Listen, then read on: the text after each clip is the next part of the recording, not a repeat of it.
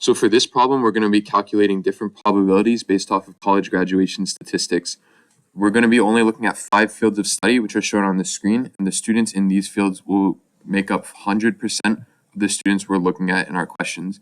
And additionally, we'll look also at 4 different types of degrees that they get. So without further ado, let's start the problem. For the first problem, we are trying to find the probability that a college graduate is a STEM major and also has a master's degree. So we're given the probability that a graduate is a STEM major.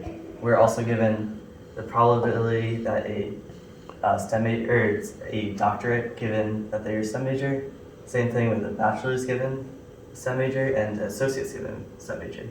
So to solve this problem for a STEM major and has a master's, we're going to use this equation. So we are multiplying master's given STEM major times the probability that they're a STEM major.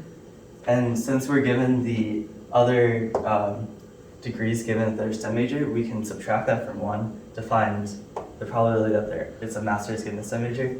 And then we substitute the values and multiply and perform the operations, and then we get 0.0616 as the final answer. Alright, so this is problem number 2, and basically we want to find the probability that if we just pick a random student that they're a master's student out of the pool of students that we have.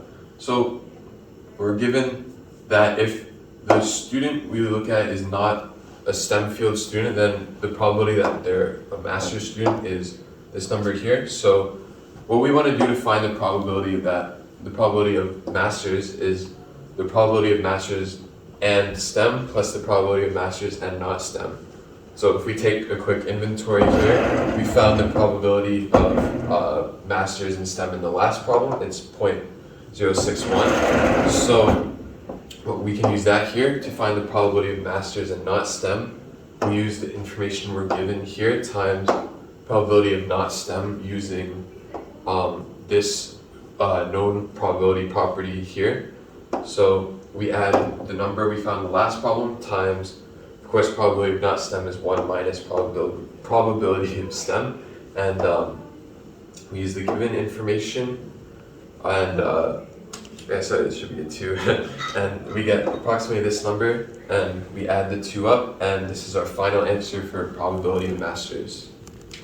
3, we're trying to find the probability that they're a STEM major given they have a master's, and using Bayes' theorem, we know that this is equal to the probability that they have a master's given they're a STEM major times the probability that they're a STEM major divided by the probability that they're a master's. So for the probability that they have a master's given their STEM major, we essentially found this in number 1 by subtracting all of these values from 1, and then we're given P of S, and then we found P of M in number 2. So we just substitute the values. This is equal to 0.2695. So question 4 is to find the probability of a bachelor's and non-business graduate. So there's new information that you're given for this problem. So to find this, we have to first understand that our question is equal to the probability of bachelor's given that they're not business times the probability that they're not business. So essentially there are 2 parts to this question.